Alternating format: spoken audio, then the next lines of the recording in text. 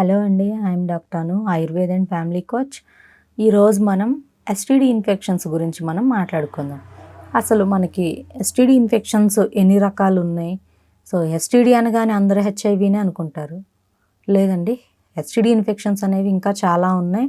And ఈ STD ఇన్ఫెక్షన్స్ని మనం తెలుసుకోవడానికి ఏ టెస్టులు చేయించుకోవాలి, అసలు వీటికి క్యూర్ ఉందా లేదా, వీటిని మనం ఎలా చేసుకోవాలి, ఎలా కంట్రోల్ చేసుకోవాలి అని చెప్పి చాలామందికి చాలా రకాల డౌట్స్ అనేవి ఉన్నాయి. సో అయితే ఎస్టీడీ ఇన్ఫెక్షన్స్ అంటే సెక్షువల్లీ ట్రాన్స్మిటెడ్ డిసీజెస్, అసురక్షితమైన లైంగిక సంపర్కం ద్వారా వచ్చే జబ్బులు అని అర్థము. అయితే వీటిలో మనం మనకి ఫస్ట్ ప్లేస్లో ఉన్న డిసీజు ఎస్టీడీ ఇన్ఫెక్షన్స్లో హెచ్ఐవి, ఇది ఒకటి. మరి ఇంకా ఎస్టీడీ ఇన్ఫెక్షన్స్ ఏమున్నాయి, ఎస్టీడీ డిసీజెస్లో ఏమున్నాయి అని మనం మాట్లాడుకుంటే herpes, syphilis, gonorrhoea, toxoplasma IgG, toxoplasma IgM, CMV, ఇది కూడా ఐజీజీ ఐజిఎం, రుబెల్లా. సో ఇవన్నీ కూడా మనకి ఎస్టీడీ ఇన్ఫెక్షన్స్ కిందకి వచ్చేవి. సో అయితే మరి వీటన్నిటినీ కొంతమంది ఏమడుగుతున్నారంటే హెర్పిస్ ఉంటే హెచ్ఐవి కూడా ఉన్నట్లేనా అని అడుగుతున్నారు. లేదండి, హెర్పిస్ వేరు, హెచ్ఐవి వేరు. బట్ హెర్పిస్ని కనుక మీరు కంట్రోల్ చేసుకొని వెంటనే మీ డాక్టర్ని కన్సల్ట్ అయ్యి మెడిసిన్స్ తీసుకొని ఆ వైరస్ని మీరు కంట్రోల్ చేసుకుంటే మీకు ప్రాబ్లం ఏమి ఉండదు. బట్ అది క్రానిక్ హెర్పిస్ కనుక అయిందనుకోండి, అప్పుడు మీకు ఇబ్బందులు వచ్చే ఛాన్స్ ఉంటుంది. లైక్ దట్ హెచ్ఐవికి ఉండే సిమ్టమ్స్ కూడా మీకు ఈ హెర్పిస్లో, క్రానిక్ హెర్పిస్లో ఉండే ఛాన్స్ అనేవి ఉన్నాయి. అసలు మరి హెర్పిస్ ఎన్ని రకాలని మనం మాట్లాడుకుంటే హెర్పిస్ అనేది 2 టైప్స్ ఉంటాయి మనకి. ఒకటి హెర్పిస్ 1, హెర్పిస్ 2. హెర్పిస్ 1 వచ్చేసి మౌత్ హెర్పిస్ అంటారు దీన్ని, అంటే మనకి నోట్లో వచ్చే ఇన్ఫెక్షన్ అని అర్థం. అండ్ హెర్పిస్ 2 అని అంటే జెనిటల్ హెర్పిస్ అని అంటారు దీన్ని, అంటే మనకి జెనిటల్ పార్ట్స్లో ఇన్ఫెక్షన్ రావడం, దురద పెట్టడం, బాగా పుండులాగా అయిపోవడం. సో ఈ ఇబ్బందులన్నీ ఉంటాయి. ఇదొకటి.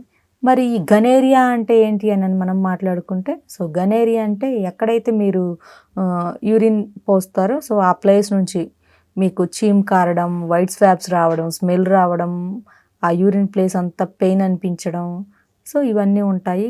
అదే కొంతమంది ఫీమేల్స్లో చూసుకుంటే బీభత్సకరమైన పొత్తి కడుపు నొప్పి ఉండడం అండ్ వైట్ డిశ్చార్జ్ ఎక్కువగా అవ్వడం, అమ్మాయిలకి ఐస్ రెడిష్గా అయిపోవడం, మేల్ అండ్ ఫీమేల్లో ఈ సిమ్టమ్స్ ఎక్కువగా చూస్తూ ఉంటాము.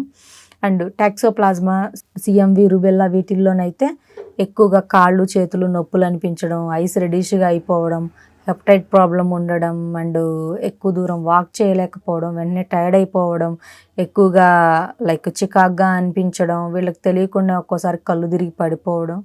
సో ఇంకా చాలా రకాల ఒక్కొక్క పర్సన్ బాడీని బట్టి కొన్ని సిమ్టమ్స్ ఉండొచ్చు, కొన్ని ఉండకపోవచ్చు. సో ఇవన్నీ కూడా ఎస్టీడీ ఇన్ఫెక్షన్స్. అండ్ మనం ఫస్ట్ చెప్పుకున్న హెచ్ఐవిని చూసుకుంటే హ్యూమన్ ఇమ్యూనోడెఫిషియన్సీ వైరస్. ఇది వచ్చేసి మనిషి యొక్క ఇమ్యూనిటీని దెబ్బతీసేసి ఈ వైరస్ అనేది బ్లడ్లో ఎక్కువగా స్ప్రెడ్ అయిపోయి చివరికి మనిషిని డెత్ వరకు తీసుకువెళ్తుందని అర్థం. సో అయితే మరి ఈ డిసీజెస్ అన్నీ మనం కంట్రోల్ చేసుకోవచ్చు అంటే ఎస్, డెఫినెట్లీ. మీరు ఖచ్చితంగా ప్రాపర్ గుడ్ న్యూట్రిషన్ తీసుకుంటూ ఎప్పటికప్పుడు మీరు హెచ్ఐవి ట్రైడాట్ కానీ, ఎలిసా కానీ, క్లియా మెథడ్ కానీ, వెస్ట్రన్ బ్లాట్ కానీ హెచ్ఐవికి చేయించుకోవచ్చు. అండ్ ఈ herpes, syphilis, gonorrhoea, HSV, toxoplasma, CMV, rubella వీటన్నిటికైతే మీరు టార్చ్ ప్రొఫైల్ టెస్ట్ ఇలాంటివి చేయించుకొని మీకు ఏ జబ్బు ఉందనేది మీరు తెలుసుకోవచ్చు. ఇవి. సో అయితే వీటికి మరి ఎటువంటి శాంపిల్స్ కలెక్ట్ చేస్తారు అని చెప్పి మనం మాట్లాడుకుంటే ఆల్మోస్ట్ హెచ్ఐవి అండ్ టార్చెస్కి వచ్చేసి బ్లడ్ శాంపిల్ని కలెక్ట్ చేసుకుంటారు. బట్ కొన్ని సందర్భాల్లో రిపోర్ట్ అనేది అక్యురేట్గా రాకుండా కొంచెం కన్ఫ్యూజ్గా, డౌట్ఫుల్గా ఉంటుంది. సో అటువంటి టైంలో వీళ్ళకి యూరిన్ ఎగ్జామినేషన్ కూడా చేయొచ్చు. అండ్ దాంతోపాటు లైక్ వాజినల్ ఫ్లూయిడ్స్ కానీ, స్పర్మ్ కానీ ఇవి కూడా తీసుకొని వీటి ద్వారా కూడా టెస్ట్ని మనం కరెక్ట్గా ఐడెంటిఫై చేయడానికి కొంత హెల్ప్ అవుతుంది. సో బ్లడ్లో మనకి కన్ఫర్మేషన్ కొంచెం డౌట్ఫుల్గా వచ్చినప్పుడు అప్పుడు ఈ శాంపిల్స్ని కూడా కలెక్ట్ చేసుకుంటారు. ఇదొకటి. అయితే మరి ఈ డిసీజెస్ ఉన్న వాళ్ళు పెళ్ళిళ్ళు చేసుకోవచ్చా అని అంటే ఈ ఎస్టీడీ ఇన్ఫెక్షన్స్ ఉన్న వాళ్ళు ఎవరైనా కూడా వీటిని కంట్రోల్ చేసుకున్న తర్వాతనే మీరు పెళ్ళిళ్ళకి వెళ్ళడం చాలా మంచిది. ఈ జబ్బులు ఉంచుకొని మీరు కనుక పెళ్ళిళ్ళు చేసుకుంటే సో ఇవి వెంటనే వాళ్ళకి అంటుకుంటాయి. సో ఈ సుఖ వ్యాధులు అనేవి సైలెంట్ కిల్లర్ అని కూడా మనం చెప్పుకోవచ్చు, సైలెంట్ కిల్లింగ్ డిసీజెస్ అని చెప్పుకోవచ్చు. మనిషికి తెలియకుండానే ఇంకొక మనిషికి సున్నితంగా చాలా ఈజీ వేలో అంటుకుంటాయి. సో అందుకని వీటిని కంట్రోల్ చేసుకోవడం మంచిది. ఈచ్ అండ్ ఎవ్రీ పర్సన్ వచ్చేసి ఇయర్లీ వన్స్ ఈ టెస్ట్లన్నీ చేయించుకోవడం మంచిది. ఎందుకు అంటే నాట్ ఓన్లీ తప్పు చేస్తారని కాదు, ఇది బ్లడ్ ట్రాన్స్ఫర్మేషన్ వల్ల రావచ్చు, ఎస్టీడీ ఇన్ఫెక్షన్స్, అన్ప్రొటెక్టెడ్ ఇంటర్కోర్సెస్ వల్ల రావచ్చు, అండ్ ఓరల్ సెక్స్ చేయడం వల్ల రావచ్చు, లేదు అంటే మీ పార్ట్నర్స్కి కనుక ఏమైనా ఎఫైర్స్ ఉంటే వాళ్ళ త్రూ మీకు రావచ్చు.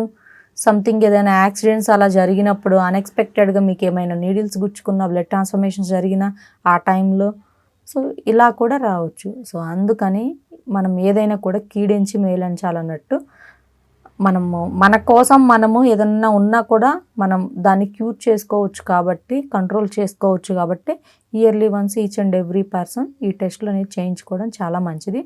సో ఈ ఎస్టీడీ ఇన్ఫెక్షన్స్ గురించి ఎవరికైనా ఏమైనా డౌట్స్ ఉన్నా, లేదు దీనికి ట్రీట్మెంట్ కావాలి అన్న, ప్రాపర్ డైట్ కావాలి అన్న, స్క్రీన్ మీద నా నెంబర్ స్క్రోల్ అవుతుంది, కాల్ చేసి మీరు అపాయింట్మెంట్ బుక్ చేసుకోవచ్చు. క్లినిక్ వచ్చేసి సనత్ నగర్ అండ్ కూకట్పల్లి ప్రగతి నగర్లో ఉంది. సో ఎక్కడికి అవైలబుల్గా ఉన్న వాళ్ళు అక్కడికి బుక్ చేసుకోండి. Thank you.